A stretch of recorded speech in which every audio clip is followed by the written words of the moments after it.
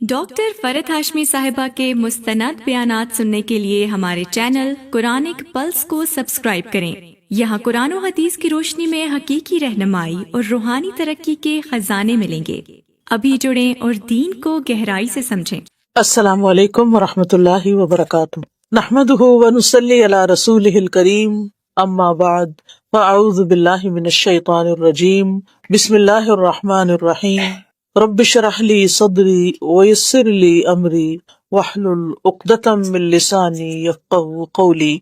या अय्युहल्लज़ीना आमनू कुतिबा अलैकुमुस सियामु कमा कुतिबा अलल लज़ीना मिन क़ब्लिकुम लअल्लकुम तत्तक़ून। ऐ लोगो जो ईमान लाए हो, तुम पर रोजे रखना फर्ज कर दिया गया जैसे तुमसे पहले लोगों पर फर्ज था, ताकि तुम बच जाओ।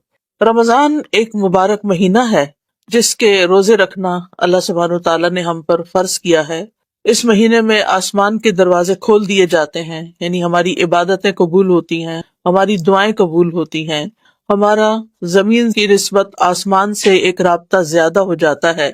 इस महीने में जहन्नम के दरवाजे बंद कर दिए जाते हैं, जो कि अल्लाह सुब्हानहू तआला की एक खास रहमत है, और सरकश शैतानों को तौक पहना दिए जाते हैं, यानी वो फ्रीली अपनी मूवमेंट नहीं कर सकते। ये महीना एक बहुत खैर लाने वाला महीना है जिसमें इंसान की नेकियां कई गुना ज्यादा अजर सवाब पाती हैं। इस महीने में की जाने वाली नेकियों का अजर सवाब भी कई गुना ज्यादा बढ़ जाता है। रसूलुल्लाह सल्लल्लाहु अलैहि वसल्लम ने फरमाया, बेशक तुम पर यह महीना आया है और इसमें एक ऐसी रात है जो 1000 महीनों से बेहतर है।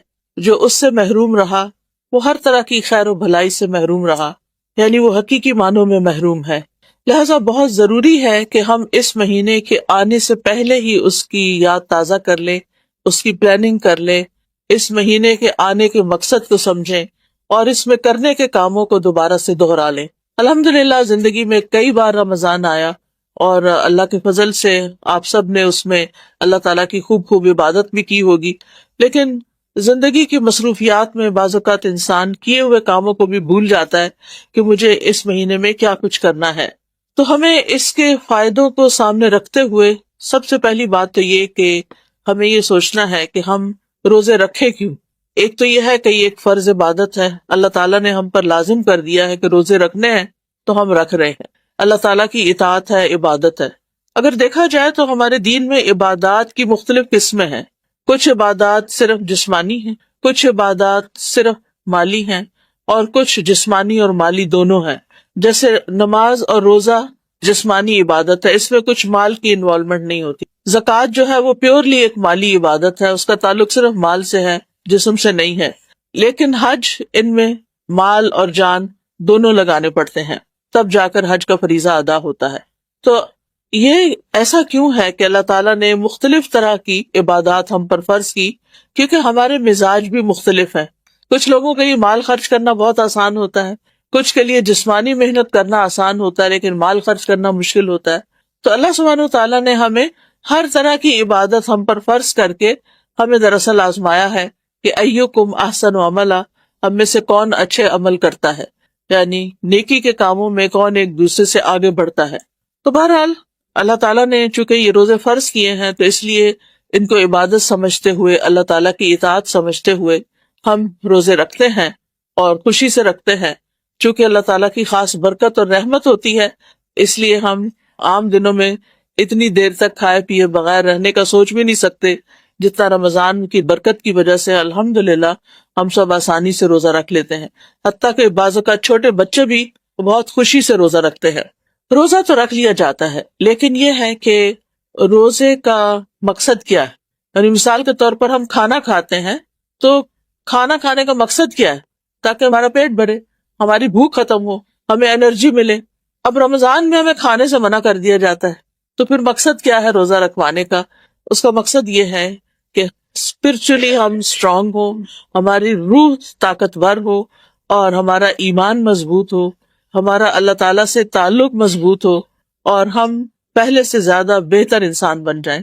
तो रोजा बजाते खुद मकसद नहीं है। रोजा तो एक इताअत का काम है कि कहा गया करो तो हम कर रहे हैं, लेकिन इसका कुछ आउटकम होना चाहिए, इसके नतीजे में कोई चीज हमें हासिल होनी चाहिए, और वो है लअल्लकुम तत्तकून, कि तुम बच जाओ, तुम्हारे अंदर बचने की कुव्वत पैदा हो जाए। اگر ہم اپنی عبادات کو دیکھیں تو اس کے دو حصے ہوتے ہیں، ایک اس میں کچھ کرنے کی چیزیں ہوتی ہیں اور ایک میں کچھ بچنے کی چیزیں ہوتی ہیں۔ انسان کا دین مکمل نہیں ہوتا جب تک کرنے والے کام کرے نہ اور چھوڑنے والے کام چھوڑے نہ، یعنی کچھ اوامر ہیں اور کچھ منہیات ہیں۔ عربی میں دو ٹرمز استعمال ہوتی ہیں کہ کچھ اللہ تعالیٰ کے احکامات ہیں کہ یہ کر لو، کرو کرو کرو، اور کچھ یہ کہ یہ نہ کرو، یہ نہ کرو، یعنی جن کو ہم ڈوز اینڈ ڈونٹس کہتے ہیں۔ تو صرف اچھے کام کرنے سے بھی بات نہیں بنتی اور صرف برائیاں چھوڑنے سے بھی نہیں بنتی، یہ دونوں چیزیں مل کر پازیٹیو اور نیگیٹو اکٹھے ہوتے ہیں تو اپنا پورا فنکشن کرتے ہیں۔ تو ہمیں روزہ کس لیے رکھنا ہے؟ تاکہ ہم بچ جائیں۔ کس چیز سے بچ جائیں؟ گناہوں سے بچ جائیں، اللہ کی نافرمانی کے کاموں سے بچ جائیں، اور پھر الٹیمیٹلی دوزخ سے بچ جائیں، اللہ کے عذاب سے بچ جائیں، اللہ کی ناراضگی سے بچ جائیں۔ تو اس لیے بہت ضروری ہے کہ ہم روزوں کا خوش دلی کے ساتھ اہتمام کریں، ایمان اور احتساب کے ساتھ روزے رکھیں۔ ایمان کا مطلب تو یہ ہے کہ یعنی اللہ تعالیٰ کے اوپر اور اللہ تعالیٰ کے احکامات پر جو کہ یہ واقعی اللہ کا حکم ہے اس کو مانتے ہوئے ہم روزہ رکھ رہے ہیں، لیکن ساتھ ہی احتساب کا مطلب ہوتا ہے ثواب کی نیت کرتے ہوئے، یعنی ہمیں ثواب کی نیت بھی رکھنی چاہیے، کیونکہ جب کسی چیز پر ہم دیکھتے ہیں کہ کوئی ریوارڈ مل رہا ہے تو قدرتی طور پر اس انسان کے اندر ایک موٹیویشن پیدا ہو جاتی ہے اور انسان کا یقین بھی بڑھ جاتا ہے اور اس کام کو شوق سے کرتے ہیں۔ آپ دیکھیں عام طور پر جب کسی کو کوئی کام والنٹریلی کرنے کے لیے دیا جاتا ہے تو اس کا آؤٹ پٹ کچھ اور ہوتا ہے، اور جب کوئی کسی پے کے اوپر یا کسی فائدے کے عوض یا کسی معاوضے کے عوض کام کرتا ہے تو اس کا آؤٹ پٹ کچھ اور ہوتا ہے۔ کہ عام روزمرہ زندگی میں بھی آپ نے مشاہدہ کیا ہوگا، بچوں کے اندر، بڑوں کے اندر، سب کے اندر، انسان کے اندر یہ چیز ہے اور اللہ سبحانہ وتعالیٰ اس کو بہت اچھی طرح جانتے ہیں۔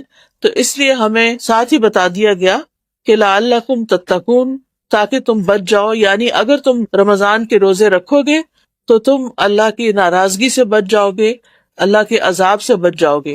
اب یہ بچنے کا عمل کیسے ہوتا ہے؟ یہ بچنے کا عمل اس طرح ہوتا ہے کہ انسان رمضان کے روزوں میں اللہ کے حکم سے حلال چیزیں بھی چھوڑ دیتا ہے۔ انسان کے اندر دو بڑی خواہشات ہیں، ایک کھانے کی خواہش ہے اور ایک سیکس کی خواہش ہے۔ روزے کی حالت میں ان دونوں کو اوائڈ کرنے کے لیے کہا گیا کہ طلوع فجر سے لے کر غروب آفتاب تک ان دو کاموں سے مکمل طور پر اجتناب کرنا ہے، ورنہ روزہ ٹوٹ جائے گا۔ اب یہ دونوں چیزیں شادی کے بعد ہسبینڈ وائف کا جو تعلق ہے وہ بھی حلال ہے، اور کھانے پینے میں جو طیبات ہیں، پاکیزہ چیزیں ہیں، وہ بھی ہمارے لیے حلال ہیں۔ لیکن اللہ سبحانہ تعالیٰ کے حکم سے ہم ان دونوں چیزوں سے اس لیے بچتے ہیں کہ اللہ تعالیٰ نے ہمیں روک دیا، تو ہمیں رک جانا ہے۔ یہ 30 دنوں کی یہ جو پریکٹس ہے رکنے کی، انسان بھوک بھی لگی ہو، پیاس بھی لگی ہو، تو بعض اوقات غلطی سے پانی کے قریب بھی پہنچ جاتا ہے، لیکن پھر سوچتا اوہ میں تو روزے سے ہوں، اور انسان اس کو وہیں کا وہیں چھوڑ دیتا ہے۔ تو یہ انسان کے اندر برداشت اور یہ صبر اور اللہ سبحانہ تعالیٰ کے حکم کے آگے رک جانا، اور جہاں اللہ سبحانہ تعالیٰ نہیں چاہتے کہ ہم ہوں وہاں نہ ہونا، اور جہاں چاہتے ہیں کہ ہم ہوں وہاں پر ہونا، یہ ایک بہت بڑا تربیتی کورس ہے۔ یعنی رمضان کا پورا مہینہ انسان کی ایک مکمل ٹریننگ ہو رہی ہوتی ہے، انسان کو تربیت دی جا رہی ہوتی ہے، تو اس لیے بہت ضروری ہے کہ ہم اس سے پورا فائدہ اٹھائیں۔ تو لعلکم تتقون، اب یہ آخرت کے عذاب سے بچنا، اللہ کی ناراضگی سے بچنا اسی درجے میں ہوگا جس درجے میں ہم روزہ رکھ کر حلال کے علاوہ حرام چیزوں کو چھوڑیں گے۔ بعض اوقات ہم حلال چیزیں چھوڑ دیتے ہیں، کھانا پینا چھوڑ دیتے ہیں، لیکن مردہ بھائی کا گوشت کھانا نہیں چھوڑتے، یعنی روزہ رکھ کر بھی غیبت چغلی چل رہی ہوتی ہے کسی نہ کسی شکل میں، یعنی وہاں آ کے ہمارا کنٹرول ختم ہو جاتا ہے، ہم اپنے آپ پر کنٹرول نہیں رکھ سکتے۔ کوئی بات کر رہا ہو کسی کی تو ہم آگے سے 2 لگانے کو تیار ہوتے ہیں تاکہ یعنی کہ ایک ویلیڈیشن ہو جائے اس کی۔ تو ہمیں اس بارے میں خاص طور پر رمضان کے اندر بہت محتاط رہنا ہے کہ اپنے روزے کو خراب نہیں ہونے دینا کسی بھی حرام اور مکروہ اور مشکوک چیز سے، کہ جس سے روزہ جو ہے وہ خراب ہو جائے۔ نبی صلی اللہ علیہ وسلم نے فرمایا کہ جو روزہ رکھ کے بھی جھوٹ بولنا اور جھوٹ پر عمل کرنا نہیں چھوڑتا، اللہ سبحانہ تعالیٰ کو اس کی کوئی ضرورت نہیں کہ وہ کھانا پینا چھوڑ دے۔ یعنی روزے سے اصل مقصد کھانا پینا چھڑانا نہیں ہے، اصل مقصد کچھ اور ہے، اور وہ ہے بری عادتیں چھڑانا، یعنی وہ چیزیں جو اللہ کی نافرمانی کی ہیں، اللہ تعالیٰ کی ناراضگی کی ہیں، ان کو چھڑوانا۔ اور انشاءاللہ جب ہم روزے کی حالت میں کھانا پینا جو ہم سب کی ویکنس ہے وہ چھوڑ سکتے ہیں، تو اللہ کے حکم سے ہم غیبت چگلی بھی چھوڑ سکتے ہیں۔ اسی طرح بعض کچھ اور چیزیں زندگی میں حرام ہیں، جیسے کسی کو دھوکہ دینا، چیٹ کرنا، کاروبار کے اندر ملاوٹ کرنا، جیسے تیل کے اندر ملاوٹ ہے، کھانے کی دوسری چیزوں کے اندر ملاوٹ ہے، سود لیا جا رہا ہے، رشوت لی جا رہی ہے، حرام چیزیں کی جا رہی ہیں۔ تو ان سب چیزوں کو جب تک نہیں چھوڑتے تو روزے کی روح حاصل نہیں ہوتی۔ یہ اگرچہ مشکل ہے لیکن پھر بھی امپاسبل نہیں، اگر ہوتی تو اللہ سبحانہ تعالیٰ ضرور اس میں کوئی رخصت دے دیتے، ہمیں کچھ نہ کچھ چھوٹ دے دیتے، کچھ اجازت دے دیتے، لیکن ایسا نہیں ہے۔ تو بہرحال یہ مہینہ جو ہے یہ کچھ کرنے کا بھی ہے اور کچھ چھوڑنے کا بھی ہے، تاکہ ہمارے اندر غلط چیزوں سے بچنے کی قوت پیدا ہو جائے۔ تو اس مہینے میں کرنا کیا ہے اور کیوں کرنا ہے؟ چونکہ آسمان کے دروازے کھل جاتے ہیں تو آسمان کی طرف کیا چڑھتا ہے؟ قرآن مجید میں آتا ہے الیہ یصعد الکلم الطیب والعمل الصالح یرفعہ، اللہ تعالیٰ کی طرف اوپر چڑھتے ہیں پاکیزہ کلمات، اور نیک عمل جو ہے وہ اس کو اوپر لے جاتا ہے۔ یعنی ہم جو بھی ذکر اذکار کرتے ہیں، زبان سے جو بھی اچھی باتیں کرتے ہیں، مثلا میں درس دے رہی ہوں، حدیثیں پڑھ رہی ہوں، آیتیں پڑھ رہی ہوں، یہ ساری باتیں ہیں، لیکن ان باتوں کو اوپر کیا چیز اٹھائے گی؟ وہ میرا عمل اٹھائے گا، کہ جو میں آپ کو بتا رہی ہوں کیا میں وہ کر بھی رہی ہوں یا نہیں۔ کیونکہ یہ باتیں صرف باتیں کرنے کی نہیں ہے، صرف سننے کی نہیں ہے، صرف ہر سال دوہرا لینے کی نہیں ہے، بلکہ عمل کرنے کی ہیں۔ تو الیہ یصعد الکلم الطیب والعمل الصالح یرفعہ، اور یہ اعمال صالحہ کون کون سے ہیں انشاءاللہ میں تھوڑی سی آگے تفصیل بتاؤں گی کہ جو ہمیں رمضان میں کرنے ہیں۔ پھر یہ مہینہ جنت کے دروازے کھلنے اور جہنم کے دروازے بند ہونے کا مہینہ ہے۔ اس کا مطلب یہ ہے کہ اس مہینے میں نیکی کرنا آسان اور برائی کرنا مشکل ہو جاتا ہے، کیونکہ شیطان بھی جکڑا جاتا ہے۔ اور خاص طور پر رمضان کے مہینے میں نیکیوں کی دعوت دینے والا ایک منادی مقرر کر دیا جاتا ہے، یعنی پکارنے والا۔ رسول اللہ صلی اللہ علیہ وسلم نے فرمایا جب رمضان کا مہینہ آتا ہے وَيُنَادِي فِيهِ مَلَكٌ، تو ایک فرشتہ اس پر متعین کر دیا جاتا ہے، مقرر کر دیا جاتا ہے، اور وہ پکارتا رہتا ہے۔ ینادی یعنی ندا، آواز دیتا رہتا ہے، یا باغی الخیر اقبل و یا باغی الشر اقصر، اے خیر کے چاہنے والے آگے بڑھ اور اے شر کے چاہنے والے رک جا، یہاں تک کہ رمضان ختم ہو جاتا ہے۔ ہم میں سے ہر ایک خیر چاہتا ہے، تو اے خیر کے چاہنے والے آگے بڑھ۔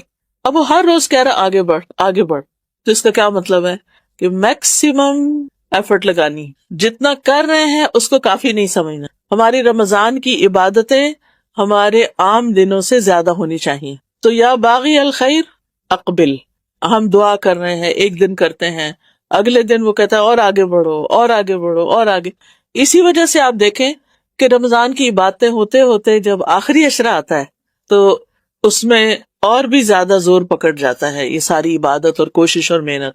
نبی صلی اللہ علیہ وسلم آخری راتوں میں خود بھی جاگتے تھے اور اپنے گھر والوں کو بھی جگاتے تھے، یعنی راتیں ان کی جاگتی تھی۔ پورے سال میں یہی راتیں ہیں جن میں ساری ساری رات بھی جاگا جاتا ہے، اور گپ شپ کے لیے، کھانے پینے کے لیے، سوشلائزنگ کے لیے نہیں، کیونکہ بعض لوگ اکٹھے ہو کے عبادت کرتے ہیں، پھر وہ ہنسی مذاق شروع ہو جاتا ہے اور دعاؤں سے توجہ کم ہو جاتی ہے، اور چیزیں بیچ میں آ جاتی ہیں، کھانے پینے کے لمبے چوڑے اہتمامات شروع ہو جاتے ہیں۔ تو ان چیزوں سے بھی ہمیں بچنے کی ضرورت ہے۔ تو یا باغی الخیر اقبل و یا باغی الشر اقصر۔ تو رمضان ایک ایسا مبارک مہینہ ہے جس میں نیکی کے مواقع جمع ہو جاتے ہیں، یعنی ہم نے روزہ بھی رکھا ہوتا ہے، ہماری نمازیں بھی ہو رہی ہوتی ہیں، تہجد یا تراویح بھی ہو رہی ہوتی ہے، پھر صدقہ خیرات بھی ہو رہا ہوتا ہے، عمرے پہ بھی لوگ چلے جاتے ہیں۔ یعنی رمضان کا مہینہ اتنا مبارک مہینہ ہے کہ جس میں ساری نیکیاں بیک وقت ہو رہی ہوتی ہیں، اکٹھی ہو جاتی ہیں۔ عام دنوں میں ہم کبھی ایک کام کرتے ہیں، کبھی دوسرا کرتے ہیں، کبھی روزہ رکھ لیا، کبھی نہیں رکھا، کبھی صدقہ خیرات زیادہ ہو گیا، کبھی نہیں ہوا۔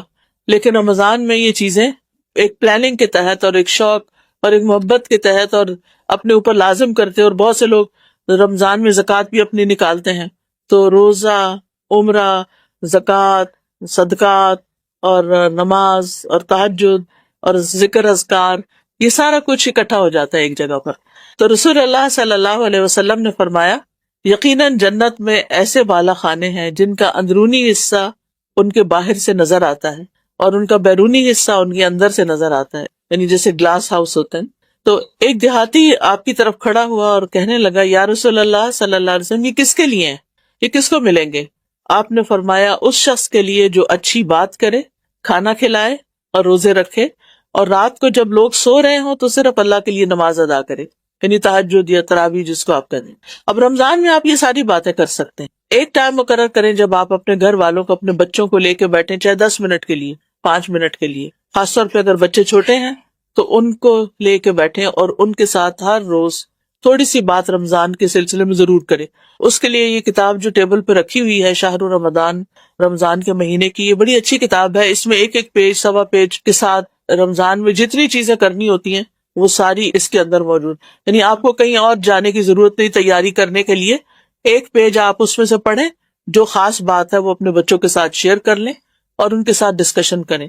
اس سے یہ ہے کہ گھر میں ایک رحمت اور برکت بھی آتی ہے، کیونکہ جب گھر والے بھی اکٹھے ہو کے بیٹھتے ہیں، یعنی کبھی بھی کوئی اکٹھا ہو کے کام کرتا ہے تو اجتماعیت کی ایک برکت ہوتی ہے. یعنی ایک تو یہ کہ ہر کوئی اپنے اپنے کمرے میں بیٹھا ہے، پڑھ رہا ہے، وہ بھی اچھی بات ہے. اعتکاف اس کے لیے بہت اچھا موقع ہوتا ہے کہ آخری 10 دنوں میں انسان سب کو چھوڑ کے الگ ہو جائے. لیکن اس کے علاوہ جب آپ گھر کے اندر ہیں ہی تو گھر کی بھی ایک مجلس ہونی چاہیے. اگر آپ 2 لوگ بھی ہیں تو ہسبینڈ وائف بھی بیٹھ جائیں اور ایک دوسرے کے ساتھ کوئی اچھی بات ضرور شیئر کریں. دوسرا یہ ہے کہ انسان کھانا کھلائے. کھانا کھلانے کے لیے ایک تو یہ ہے کہ آپ رمضان راشن کے نام سے جو کمپینز چلتی ہیں اور غریبوں تک آرگنائزیشنز وہ چاہتی ہیں ان کو راشن، جیسے الہدا بھی کر رہا ہے اور لوگ بھی کرتے رہتے ہیں، انڈیویجلی بھی لوگ اپنے رشتے داروں یا غریبوں یا میڈز وغیرہ سب کے لیے انتظام کرتے ہیں. تو اور جو بھی صدقہ خیرات آپ کریں، لیکن کھانا کھلانے والا کام ضرور کریں. اور اس میں آپ دیکھیے کہ عام طور پہ لوگ افطار کا انتظام اسی وجہ سے کرتے ہیں. اب افطار ویسے تو بہت اچھی بات ہے، لیکن بعض اوقات اس میں بھی دیکھا ہے کہ جو خاتون خانہ ہے، یا اگر خاتون خانہ خود نہیں تو جو سرونٹس ہیں، ان بیچاروں کا سارا دن طرح طرح کے کھانے پکاتے ہوئے گزر جاتا ہے. رمضان کا تو مقصد یہ تھا کہ کھانے کو لمیٹڈ کیا جائے، لیکن ہمارے عام دنوں سے بھی زیادہ پھر پکنا پکانا شروع ہو جاتا ہے، جس کی وجہ سے پھر عبادات کے لیے ٹائم کم رہ جاتا ہے. تو اس میں انسان یعنی اگر کوئی ایسا انتظام کرے بھی، کیونکہ پھر رشتے دار ہیں یا دوست ہیں دور دور سے آتے ہیں، پھر ان کی اپنی تراویح کا ٹائم بھی ہوتا ہے، پھر ٹریولنگ ٹائم میں وہ نماز کے اندر سے خشوع و خضوع بھی ختم ہو جاتا ہے. تو آپ پکا کے بھی کسی کے گھر بھیج سکتے ہیں، پکا کے بھی بھیج سکتے ہیں. اسی طرح ایسی جگہ جہاں پر بہت سارے لوگ اکٹھے ہوں، جیسے ہاسٹلز ہوتے ہیں، اس میں بہت ساری بچیاں، یا مدرسہ ہوتا ہے کوئی، اس میں بہت سارے بچے اکٹھے بیٹھے ہوتے ہیں، اکٹھے رہ رہے ہوتے ہیں. اب تو یونیورسٹیز میں بھی آپ دیکھیں، یونیورسٹیز کے بھی ہاسٹل ہیں. یہاں اسلام آباد میں کئی ایک ہاسٹلز ہیں، ہو سکتا ہے آپ کے نیبرہڈ میں کوئی ہاسٹل ہو. تو اب وہ ہاسٹل کا کھانا تو آپ کو سب کو پتہ ہی ہے کہ وہ کیسا کھانا ہوتا ہے. تو رمضان کے مہینے میں آپ روز کھانا نہیں کھلا سکتے، روز نہیں پکا سکتے، تو کٹھا کھانا پکوا کر بھی آپ کسی ایسی جگہ پر سب کو کھلا سکتے ہیں. پھر اسی طرح روزے تو رکھنے ہی ہیں، اور رات کو جب سو رہے ہوں تو صرف اللہ کے لیے نماز. حافظ ابن رجب کہتے ہیں یہ تمام کے تمام اعمال رمضان میں سرزد ہوتے ہیں، بس مومن کے لیے رمضان میں سب کچھ جمع ہو جاتا ہے، روزہ، قیام، صدقہ اور اچھی گفتگو. کیونکہ روزے دار کو بے مقصد اور جنسی بات کرنے سے منع کر دیا جاتا ہے. روزہ، نماز اور صدقہ اپنے کرنے والے کو اللہ عز و جل تک پہنچا دیتے ہیں، یہ اللہ کا قرب نصیب ہوتا ہے. نماز نمازی کو آدھے رستے تک پہنچا دیتی ہے، روزہ اسے بادشاہ کے دروازے تک پہنچا دیتا ہے، اور صدقہ اس کا ہاتھ پکڑ کر بادشاہ کے پاس داخل کر دیتا ہے. یعنی صدقے کی وجہ سے انسان اللہ تعالیٰ کے اور زیادہ قریب ہو جاتا ہے. اور چونکہ یہ قرآن کا مہینہ ہے، نبی صلی اللہ علیہ وسلم اس مہینے میں حضرت جبریل علیہ السلام کے ساتھ قرآن کا دور کیا کرتے تھے.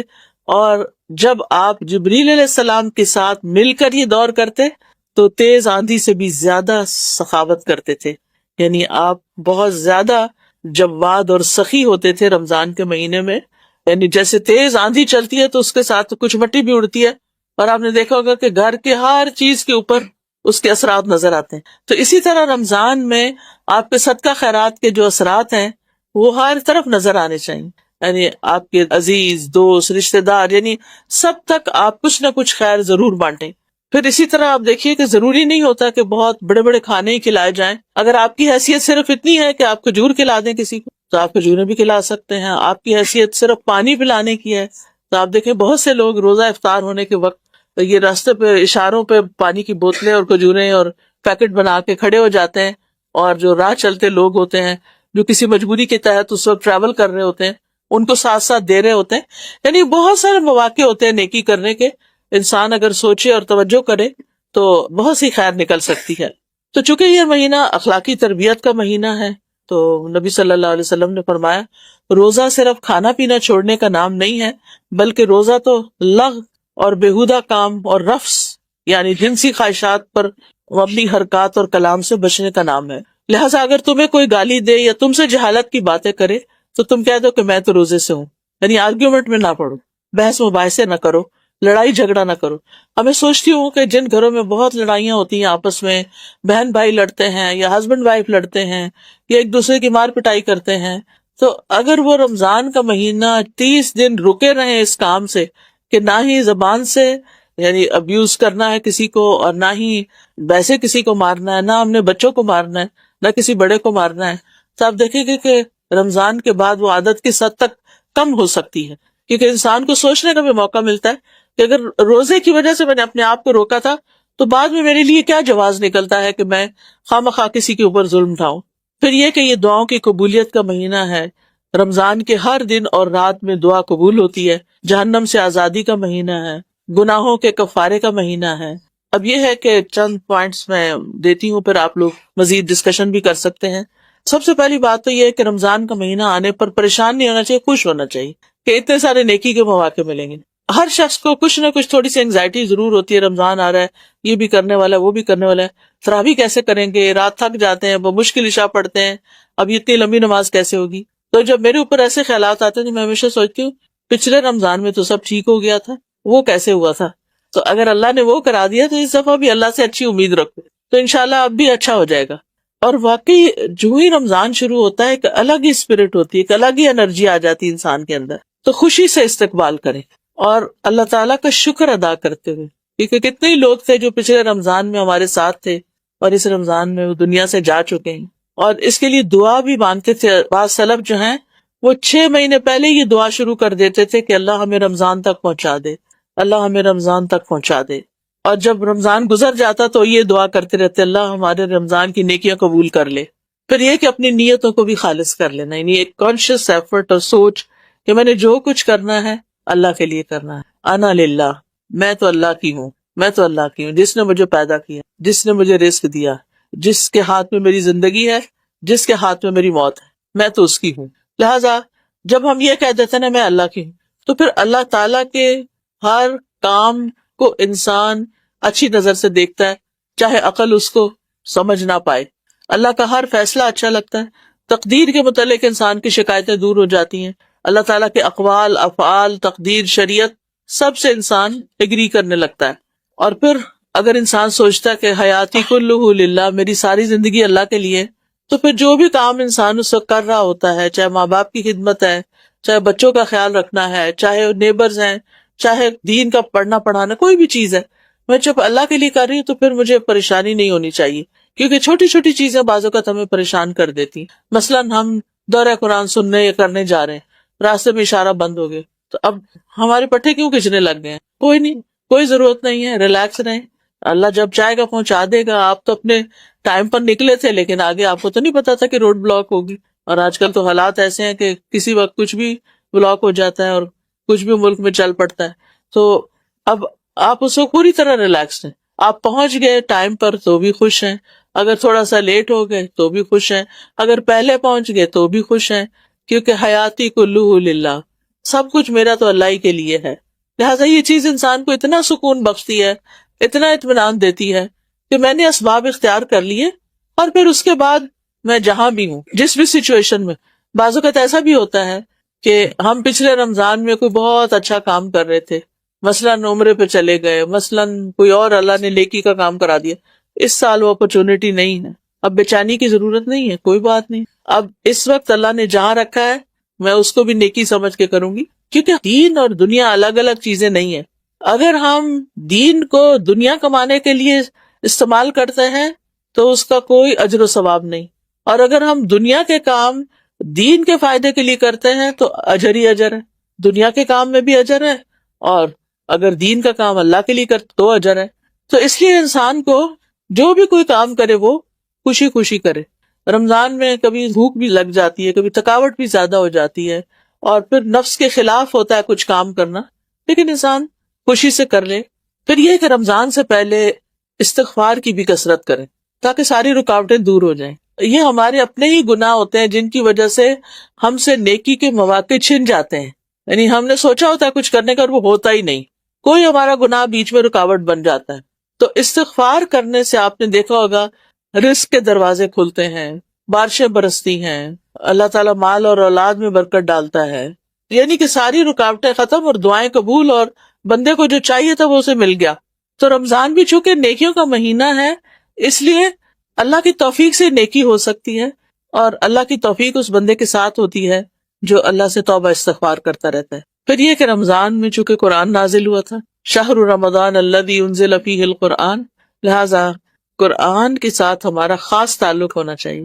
اس کا پڑھنا، اس کا سمجھنا، اس کا پڑھانا، اس کو پھیلانا، یعنی کوئی بھی ڈائریکٹ انڈائریکٹ تعلق اس کے ساتھ ہر صورت ہونا چاہیے. کم از کم منیمم ایک قرآن تو ضرور ختم ہونا چاہیے، یعنی اس سے کم نہیں. عبداللہ بن مسعود کہا کرتے تھے کہ جو ایک مہینے میں ایک قرآن ختم نہیں کرتا وہ دراصل قرآن کو چھوڑے ہوئے ہے. حجر القرآن ہے نا، جو قرآن مجید میں آتا ہے سورۃ بنی اسرائیل میں، وقال الرسول یا رب ان قوم اتخذوا هذا القرآن مہجورا، کہ رسول قیامت کے دن کہیں گے اے رب میری اس قوم نے اس قرآن کو چھوڑ دیا تھا. آپ کی قوم کون ہے؟ دو طرح کی ہے، ایک جنہوں نے آپ کی بات پہ لبیک نہیں کہا اور جنہوں نے آپ کی بات پہ لبیک کہا، دونوں ہی آپ کی امتیں ہیں. ایک امت اجابت ہے اور دوسری جو ہے وہ امت دعوت ہے. تو امت اجابت کون ہے؟ ہم لوگ امت اجابت ہیں جنہوں نے آپ کی بات مان لی. اور امت دعوت کون ہے؟ کہ جن تک رسول اللہ صلی اللہ علیہ وسلم کی دعوت جانی چاہیے، جن تک اسلام کا پیغام پہنچنا چاہیے. تو جنہوں نے دعوت قبول کر لی اور پھر اس کے بعد کچھ کیا ہی نہیں، قرآن کے ساتھ کوئی تعلق ہی نہیں، تو رسول صلی اللہ علیہ وسلم قیامت کے دن اس کے خلاف گواہی دیں گے کہ یار اب اس قوم نے، ان لوگوں نے قرآن کو چھوڑ رکھا تھا. تو مہینے میں ایک دفعہ قرآن ختم نہ کرنا حجر القرآن میں آتا ہے. صحابہ جو تھے وہ 8 دن میں، ہفتے بھر میں ختم کر لیا کرتے تھے. چلے ہماری مصروفیات اور کام ایسے ہیں، لیکن ایک پارے کا ٹارگٹ تو رکھ ہی لینا چاہیے ہم، اور رمضان میں تو ضرور رکھنا چاہیے. کچھ صبح میں پڑھ لیں، کچھ دوپہر میں پڑھ لیں، کچھ شام کو پڑھ لیں. پھر ایک جو ہے وہ تراویح میں اگر ختم ہو جائے تو بہت اچھا ہے. چاہے خود پڑھیں، موبائل سے پڑھ لیں، آئی پیڈ سے پڑھ لیں، یا پھر کسی امام کے پیچھے پڑھ لیں، یا اپنے گھر میں کسی بچی کو جس نے حفظ کیا ہوا ہو اس کو بلا کے اپنے گھر والوں، محلے والوں کو ساتھ ملا کے کوئی انتظام کر لیں. یعنی ہر ایک کی اپنی پرسنل ارینجمنٹ اینڈ پریفرنس ہے، کس کو کہاں زیادہ مزہ آتا ہے، اس کے مطابق وہ کام کر لے. لیکن یہ میک شور کریں کہ قرآن کے ساتھ عام دنوں کی نسبت زیادہ تعلق ہے. قرآن مجید بھی اس مہینے میں نازل ہے، سابقہ کتب بھی اسی مہینے میں نازل ہوئی. یعنی یہ مہینہ اللہ کی طرف سے وحی آنے کے لیے ایک خاص مہینہ ہے. اسی لیے اگر اس مہینے میں سمجھ کر قرآن پڑھا یا سنا جائے تو دلوں پہ زیادہ اثر کرتا ہے، کیونکہ یہ ہدایت کی کتاب ہے. پھر یہ ہے کہ صرف دن کو نہیں پڑھے، رات کو بھی اس کا اہتمام ضرور ہونا چاہیے، اور خاص طور پر تراویح میں، اور اس سے بڑھ کر لیلۃ مبارکہ میں، کیونکہ انا انزلناہ فی لیلۃ مبارکہ، ہم نے اس قرآن کو مبارک رات میں نازل کیا تھا، اور وہ رمضان کی راتوں میں سے ایک رات تھی شب قدر، کہا جاتا ہے کہ 27ویں رات تھی. بہرحال جو بھی تھی، آخری راتوں کی ایک طاق رات تھی جس میں قرآن نازل ہوا. انا انزلناہ فی لیلۃ القدر، ہم نے اسے قدر کی رات میں اتارا، نائٹ آف پاور. تو اس لیے دن کے علاوہ رات کو بھی قرآن کا پڑھنا، تلاوت کرنا اور کچھ نہ کچھ اس کو سمجھنا، یہ انسان کی شخصیت کے اوپر، انسان کی طبیعت کے اوپر، مزاج کے اوپر بہت بہترین اثرات ڈالتا ہے. تو اس لیے اس کا اہتمام ضرور کیجیے. نبی صلی اللہ علیہ وسلم تو رمضان کی ہر رات میں جبریل علیہ السلام سے مل کر قرآن کا دور کیا کرتے تھے. لہٰذا اس سے یہ بات پتہ چلتی ہے کہ ایک تو ہے اکیلے تلاوت، ٹھیک ہے، وہ آپ اپنی سہولت سے جب اٹھتے بیٹھتے، چلتے پھرتے، واک کرتے، گاڑی میں بیٹھ کے کہیں نہ کہیں آپ کر لیں، ہو گیا پورا آپ کا سپارہ. لیکن کچھ وقت ایسا ضرور رکھیں کہ جس میں آپ کسی کے ساتھ بیٹھیں. موسیٰ علیہ السلام نے اپنے بھائی ہارون علیہ السلام کو مانگا تھا، اللہ تعالیٰ سے دعا کی تھی کہ وَاجْعَل لِّي وَزِيرًا مِّنْ أَهْلِي هَارُونَ أَخِي اُشْدُدْ بِهِ أَزْرِي كَيْ نُسَبِّحَكَ كَثِيرًا وَنَذْكُرَكَ كَثِيرًا إِنَّكَ كُنتَ بِنَا بَصِيرًا، کہ ہم مل کے تیرا ذکر کریں، مل کے تیری تسبیح کریں. جب انسان یعنی جماعت سے نماز پڑھتا ہے تو اس کا اپنا ہی ایک اثر ہوتا ہے. ایک مجلس میں بیٹھ کے قرآن پڑھتا ہے تو اس کا اپنا ہی ایک اثر ہوتا ہے. تو اس کا بھی اہتمام، جہاں کہیں دورہ قرآن ہو رہا ہو. آج کل سب نے اپنی سہولت دیکھ لی ہے کہ وہ آن لائن چیزیں مل جاتی ہیں. کسی اشد مجبوری بیماری کی صورت میں تو ٹھیک ہے، آپ آن لائن کچھ کر لیں، گھر میں کر لیں.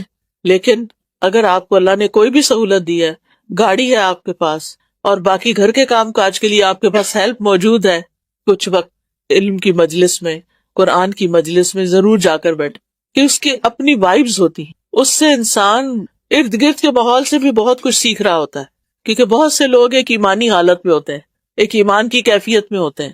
تو بہت ضروری ہے ایسی مجالس کو اٹینڈ کرنا. تو ایک قرآن ہو گیا تلاوت والا، قرات، ایک قرآن ترجمہ قرآن کے ساتھ، فہم القرآن تھوڑا تھوڑا انڈرسٹینڈنگ کے ساتھ، اور ایک قرآن تراویح کے ساتھ. یعنی ان تین کا تو کم از کم ٹارگٹ رکھیں. اگر اس سے زیادہ کچھ ہو جائے تو ویل اینڈ گڈ، کیونکہ قرآن مجید کے ایک حرف پڑھنے پر 10 نیکیاں، اور اگر سمجھ کر پڑھا جائے تو اور بھی زیادہ. پھر یہ ہے کہ تلاوت قرآن سے اللہ تعالیٰ کا قرب ملتا ہے. ابن رجب کہتے ہیں نفلی اعمال میں عظیم عمل جس کے ذریعے انسان اللہ تعالیٰ کا تقرب حاصل کرتا ہے وہ قرآن کی کثرت سے تلاوت ہے، اور اس کو غور و فکر، تدبر اور خوب سمجھ کر سننا ہے. تو اس میں ایک چیز اور بھی اضافہ کر سکتے ہیں کہ اگر آپ کے پاس چانس ہو تو ایک قرآن سننے میں سن جائیں. یعنی آپ سحری بنا رہے ہیں، آپ افطار بنا رہے ہیں، آپ بچوں کو اسکول چھوڑنے جا رہے ہیں، آپ بچوں کو لینے جا رہے ہیں، تو راستے میں نشان لگا کے ایک قرآن جو ہے وہ لازماً سن لیں. بچے بھی، بلکہ ان کو بھی عادت ہو جائے گی کہ ہم نے چپ کر کے سننا ہے، باتیں نہیں کرنی راستے میں. پھر آپ دیکھیے کہ اس قرآن کے پڑھنے سے اللہ تعالیٰ کی رحمتیں اور برکتیں آتی ہیں، کیونکہ یہ بابرکت کتاب ہے. ابن مسعود کہتے ہیں جس میں یہ 3 باتیں پائی جاتی ہوں اللہ اس کے دل کو ایمان سے بھر دیتا ہے: عالم کی صحبت اختیار کرنا، قرآن کی تلاوت کرنا، اور روزے رکھنا. جس کو یہ 3 چیزیں نصیب ہو جائیں اس کے دل کی حالت بدل جاتی ہے. پھر اسی طرح یہ ہے کہ فرشتوں کا ساتھ بھی ملتا ہے. حدیث میں آتا ہے جو لوگ اللہ کے گھروں میں سے کسی گھر میں اللہ کی کتاب کی تلاوت کرتے ہیں اور اس کی تعلیم میں مصروف ہوتے ہیں، ان پر سکینت نازل ہوتی ہے، رحمت انہیں ڈھانپ لیتی ہے، فرشتے انہیں گھیر لیتے ہیں، اور اللہ ان کا ذکر اپنے پاس موجود فرشتوں میں کرتے ہیں. قرآن کی بدولت زمین اور آسمان میں انسان کے چرچے ہوتے ہیں کہ فلاں بندہ قرآن پڑھتا ہے. آسمانوں پہ اس شخص کے چرچے ہیں، یعنی جو تلاوت قرآن کرنے والا ہے. گناہوں سے حفاظت ملتی ہے، مطلوبہ چیز آسان ہو جاتی ہے، اس کا حصول آسان ہو جاتا ہے. ابراہیم المقدسی اپنے شاگرد عباس بن عبد الدائم کو وصیت کرتے تھے قرآن کی کثرت سے تلاوت کرو اور اسے نہ چھوڑو، تو تم جو طلب کرنا چاہتے وہ تمہارے لیے اتنا ہی آسان ہو جائے گا جتنی تم قرات کرو گے. تھوڑی کرو گے تو تھوڑا آسان، زیادہ کرو گے تو زیادہ آسان. پھر اس سے دنیا اور آخرت میں انسان کو بہت سے غموں سے نجات ملتی ہے. قبر میں قرآن جو ہے وہ انسان کی شکل میں آئے گا، کچے دوست کی شکل میں آئے گا، اور قیامت کے دن سفارشی بن کر آئے گا، بندے پہ سایہ کرے گا. قرآن پڑھنے والوں کا جنت میں مقام ہوگا. اس لیے رمضان اور قرآن لازم و ملزوم ہے. اس سلسلے میں جو بھی آپ اپنا پلان بنائیں وہ ضرور اپنے پرائرٹیز پر رکھے. پھر رمضان اور نماز، یعنی انسان کو اپنی نمازوں کے بھی رمضان میں عام دنوں کی نسبت زیادہ فکر کرنی کہ اول وقت پر ہو، کوئی ایک نماز بھی مس نہ ہو، کیونکہ جو شخص پابندی سے نماز پڑھتا ہے اللہ تعالیٰ کا اس سے وعدہ ہے کہ وہ اس کو ضرور بخش دے گا.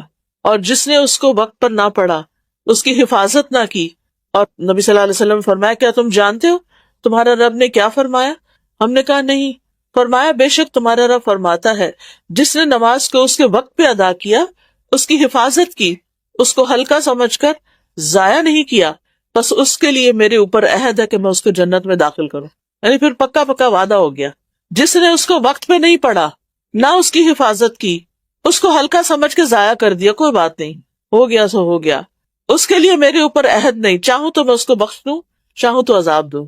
اس سے پتہ چلتا ہے کہ عذاب صرف کفار کے لیے نہیں، مسلمانوں کے لیے بھی ہوں گے. پھر نمازی کو جنت میں داخل کرنا اللہ پر حق ہے.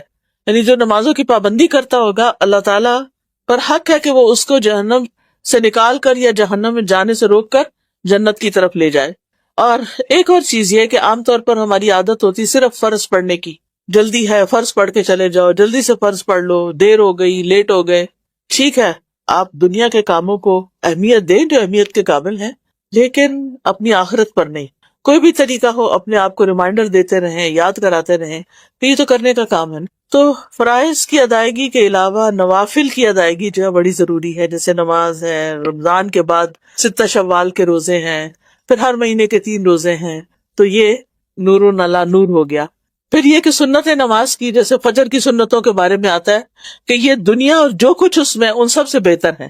پھر دن میں 12 رکعتیں سنت ضرور پڑھنی ہے، 4 ظہر سے پہلے اور 2 آخر میں، پھر مغرب کے بعد 2، عشاء کے بعد 2 اور فجر سے پہلے 2۔ پھر اس کے علاوہ چاشت کی نماز، اشراق بھی پڑھیں۔ چاشت کی نماز اصل میں یہ ایک ہی نماز ہے، جلدی پڑھیں تو اشراق کہلاتی، ذرا لیٹ پڑھیں دھوپ چنگی نکل آئے تو پھر یہ چاشت ہوتی ہے۔ ضروری نہیں، پڑھ لیں تو بھی اچھا، لیکن ضروری نہیں، ایک بھی کافی ہو جائے گی۔ اوابین بھی یہی نماز ہے۔ کچھ نوافل دن کے ہوتے ہیں، کچھ رات کے ہوتے ہیں، تو یہ دن کے نوافل ہیں جس میں اشراق، چاشت، اوابین ایک ہی نماز کے مختلف نام ہیں۔ یہ سورج نکلنے سے 15 منٹ بعد سے لے کر سورج کے زوال سے 15 منٹ پہلے تک اس کا ٹائم ہوتا ہے، جس وقت بھی پڑھ لیں۔ اول وقت پڑھیں گے تو اشراق کہلائے گی، جب دھوپ نکل آئے گی تو چاشت کہلائے گی۔ اور عمومی طور پر یہ ہے کہ آپ اس کو نوافل بھی کہہ سکتے ہیں اور چاشت کی نماز کو اوابین بھی کہا جائے۔ پھر مردوں کے لیے خاص طور پر جماعت سے نماز، کوشش کریں ابھی سے بچوں کا ذہن بنائیں، اپنے ینگ بچوں کا، کہ دیکھو نماز مسجد میں جا کے پڑھنی، اور انہیں احساس بھی دلائیں۔ وہ آگے ان کی مرضی، وہ کیا کرتے ہیں کیا نہیں، لیکن ہمارا فرض بنتا ہے کہ ہم یاد دہانی کراتے رہیں۔